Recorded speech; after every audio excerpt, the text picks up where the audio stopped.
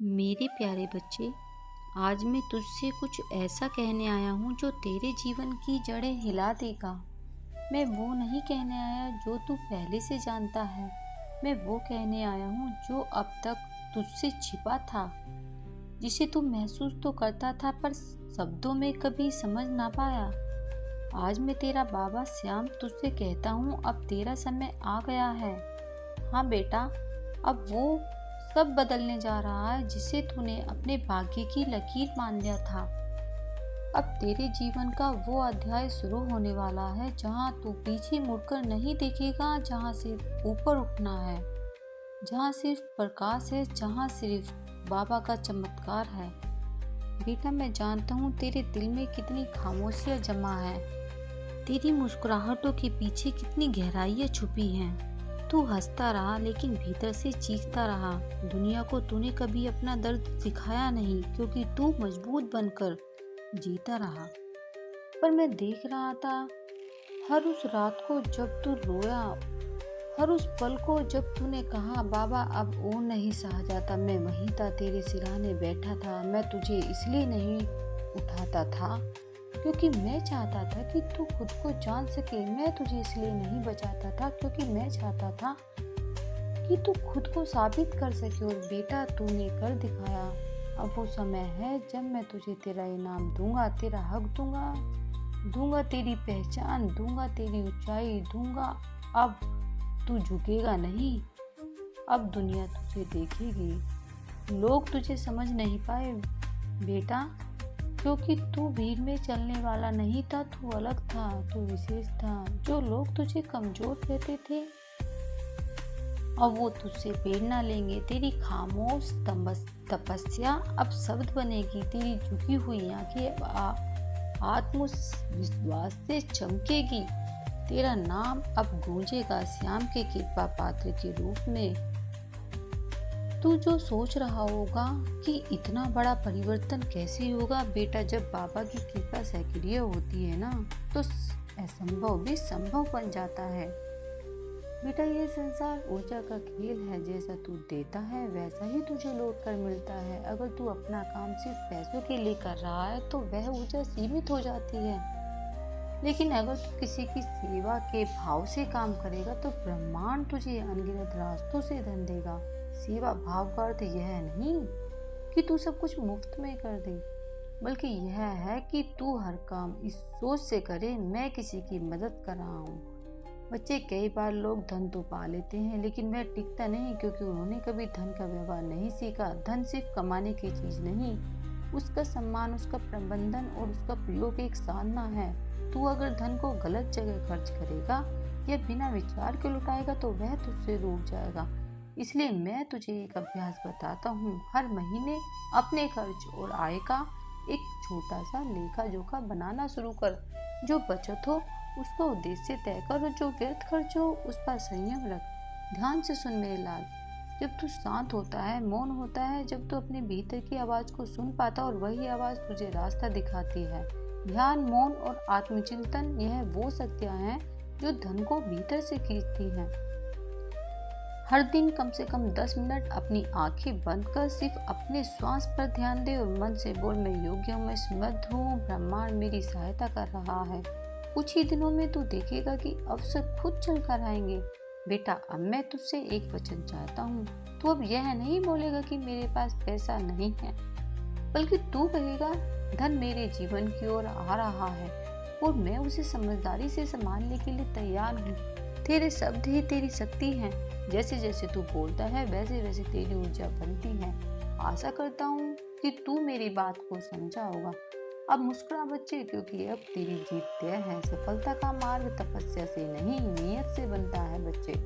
बहुत लोग सोचते हैं कि कठिन तपस्या कई रातों की नींद गंवाना ही सफलता है, पर यह आधा सच है। सफलता का असली रहस्य है नियत, तेरा उद्देश्य और तेरा सेवा भाव। अगर तू किसी काम को सिर्फ पैसे के लिए कर रहा है, सिर्फ नाम के लिए कर रहा है, तो वह काम तुझे थका देगा, खोखला कर देगा। पर अगर वही काम तू किसी को ऊपर उठाने के लिए, किसी को प्रेरित करने के लिए या अपनी आत्मा को तृप्त करने के लिए कर रहा है, तो वह काम तुझे न केवल सफलता देगा बल्कि भीतर से तुझे समृद्ध भी बना देगा। समृद्ध सिर्फ धन नहीं उपलब्ध है बच्चे। बहुत लोग समृद्धि को केवल धन मानते हैं, लेकिन मैं कहता हूँ असली समृद्धि वह शांति है, वह संतोष है, वह आनंद है जो तुझे हर दिन यह महसूस कराए कि तू जी रहा है, सांस नहीं गिन रहा। समृद्धि तब आती है जब तू अपने कर्मों में भक्ति जोड़ता है, जब तू अपने रिश्तों में ममता जोड़ता है, जब तू अपने विचारों में करुणा जोड़ता है, जब तू धन भी कमाएगा और उसका आनंद भी ले पाएगा। अपने जीवन का नेतृत्व खुद कर, दूसरों की परछाइयों में मत चल बच्चे। तू इस धरती पर एक मिशन के साथ आया है। तू कोई साधारण जीव नहीं है। हर इंसान के भीतर एक अलग उद्देश्य है। किसी को प्रेरणा बनना है, किसी को सहायता बनना है, किसी को परिवर्तन लाना है। लेकिन समाज का क्या कार्य है? वह तुझे दूसरों से तुलना करना सिखाता है। तू देखता है कि दूसरा क्या कर रहा है, फिर वही करने लगता है। पर मैं कहता हूँ तू वो कर जो तेरे अंदर की आवाज तुझसे कह रही है। जब तू अपने रास्ते पर चलता है तो दुनिया तेरे पीछे चलती है। ब्रह्मांड तुझ पर नजर रख रहा है, हर क्षण या हर विचार पर बच्चे। यह संसार केवल दृष्टि से देखे जाने वाला संसार नहीं है, यह ऊर्जा से चलने वाला संसार है। हर बार जब तू किसी के लिए अच्छा सोचता है वह ऊर्जा तुझे लौटती है। हर बार जब तू किसी के लिए बुरा सोचता है वह भी लौटती है। तू जब किसी को माफ करता है तो अपने लिए जगह बनाता है। तू जब किसी के लिए प्रार्थना करता है तो अपने जीवन में चमत्कार बुलाता है। जो तुझसे छीना गया वो कई गुना होकर लौटेगा तेरे जीवन में। जिन लोगों ने तुझे धोखा दिया, जिन हालातों ने तुझे तोड़ा, जिन रास्तों ने तुझे भटकाया, अब तेरे लिए एक वरदान बनकर आएगा। हर वो अवसर जो छूटा अब 100 नए अवसर बनकर लौटेगा। हर वो रिश्ता जो टूटा अब तेरे जीवन में सच्चे प्रेम का मार्ग खोलेगा। हर वो नुकसान जो हुआ अब तेरे भाग्य में धन वर्षा बनकर बरसेगा। तेरे भीतर जो शक्ति है उसे अब तू जान पाएगा। बेटा तू सोचता है तू छोटा है, अकेला है, कमजोर है। नहीं, तू वो दीपक है जो आंधी में भी जलता है। तू वो वृक्ष है जो बिन बारिश के भी खड़ा है। तू वो नदी है जो अपना रास्ता खुद बनाती है। अब मैं तुझे तेरा असली रूप दिखाने जा रहा हूँ। अब तू देखेगा कि तेरे भीतर एक कितनी अग्नि है, कितनी तेज है, कितना सामर्थ्य है। अब तुझे कोई छू नहीं सकेगा क्योंकि तू मेरा है, मेरा लाडला। दुनिया चाहे जो भी कहे, लोग चाहे जितनी भी कोशिश करे तुझे रोकने की, अब तुझे कोई नहीं रोक सकता। क्योंकि जब श्याम अपने भक्त की नाव खुद लिखने लगता है और जो तूफान भी रास्ता बदल लेते हैं, अब तेरा जीवन वाणी नहीं है, अब तेरा जीवन गाथा बनेगा। अब तेरी कहानी अब सबको प्रेरणा देगी। अब तू केवल वो करेगा जो कभी सोचा भी नहीं था। बेटा तूने जो अब तक देखा वो बस जीवन का संघर्ष था, जो अब होगा वो जीवन का वरदान है। अब तेरे भीतर वो विचार आएंगे जो करोड़ों को रास्ता दिखाएंगे। अब तू वो निर्णय लेगा जो तुझे एक नई ऊंचाई तक पहुंचा देंगे। अब तेरा आत्मविश्वास इतना प्रबल होगा कि तू अपने ही जीवन की दिशा बदल देगा। मेरे प्यारे बच्चे, आज मेरी आवाज को तू सुन पा रहा है, इसका अर्थ है कि तू तैयार है उस चमत्कार के लिए जो तेरे जीवन में उतरने वाला है। मैं तेरा खाटू श्याम बाबा आज स्वयं तुझसे बात कर रहा हूँ। यह कोई कल्पना नहीं, यह तेरा भाग्य है जो आज दरवाजे पर खड़ा है। मुबारक हो मेरे बच्चे, तेरे जीवन का सबसे शुभ समय अब आरंभ हो चुका है। बहुत सहा है तूने, बहुत रात अकेली बिताई है, बहुत दफा आंखों से बहती हुई चुप्पी को तूने सीने में छुपा लिया, पर अब नहीं, अब तू रोशनी में प्रवेश कर रहा है। मेरे लाडले, जो तूने अभी तक सहा वह अब समाप्त हो रहा है। अब तू उस राह पर चल रहा है जहाँ तेरे हर कदम पर सौभाग्य की वर्षा होगी। यह समय है जब मैं स्वयं तेरे जीवन को अपने आशीर्वाद से भरने आया हूँ। अब मैं तुझसे वादा करता हूँ तेरे जीवन में अब अंधेरा नहीं रहेगा। अब मेरे साथ कदम से कदम मिलाकर चल, क्योंकि मैं तुझे वहाँ ले जा रहा हूँ जहाँ तेरा हृदय वर्षों से जाने को लालयित था। अब तू उस अवस्था में पहुँच रहा है जहाँ तेरी चारों ओर फैली नकारात्मक शक्तियाँ स्वतः ही विलीन हो जाएंगी। तेरे जीवन में जो अंधेरे के बादल मंडरा रहे थे वे अब हटने लगे हैं। तू अब एक ऐसी ऊर्जा के संपर्क में आ गया है जो तेरी आत्मा को प्रकाश से भर देगी। तू अब नकारात्मकता को पहचानने लगा और जैसे जैसे तू इसे पहचानता जा रहा है वैसे वैसे तू उसे अपने जीवन से दूर भी कर रहा है। बच्चे, तू अब वह दीपक बन चुका है जो स्वयं भी रोशनी देगा और दूसरों को भी प्रकाश देगा। मेरे प्यारे बच्चे, अब तो अकेला नहीं है, अब तेरे साथ जुड़ने जा रही हैं वे दिव्य आत्माएं जो संसार की दृष्टि से अदृश्य हैं पर तुझसे प्रेम करने वाली हैं। यह पुण्य आत्माएं तेरे संकल्पों को पूरा करने में तेरा मार्गदर्शन करेगी। तू जब किसी कठिन मोड़ पर होगा, ये आत्माएं तेरे अंदर विचार के रूप में, प्रेरणा के रूप में प्रकट होंगी। अब मैं तुझे एक कहानी के माध्यम से समझाता हूँ। एक बार की बात है, हस्तिनापुर में एक ब्राह्मण रहता था, बड़ा ही विद्वान, निष्ठावान और साधक। वह रोज सुबह सूर्य को अर्घ्य देता, मंत्रों का उच्चारण करता और अपने जीवन को तपस्या मानता। लेकिन उसका जीवन कठिनाइयों से घिरा था। घर में धन की कमी, बीमारी का साया और समाज की उपेक्षा। एक दिन वह सीधा श्री कृष्ण के पास गया और बोला, हे माधव, मैंने हर नियम का पालन किया, हर दिन जप तप किया, फिर भी मेरे जीवन में क्यों केवल 2 आंख है? श्री कृष्ण मुस्कुराए और बोले, ब्राह्मण, तूने भक्ति की राह तो अपनाई पर जीवन की रणनीति नहीं समझी। तूने नाव तो बना ली पर उसे चलाने का रास्ता नहीं जाना। तूने अर्घ्य दिया पर उस सूर्य से कभी दिशा मांगी ही नहीं। ब्राह्मण अचंभित हुआ, प्रभु इसका क्या अर्थ है? तब श्री कृष्ण बोले, मेरे भक्त, केवल कर्म करना पर्याप्त नहीं, बुद्धि से किया गया कर्म ही फलदायक होता है। तूने जप किया लेकिन अपने समय का उपयोग ठीक नहीं किया। तूने दान दिया लेकिन अपनी जरूरत की प्राथमिकता को नहीं जानी।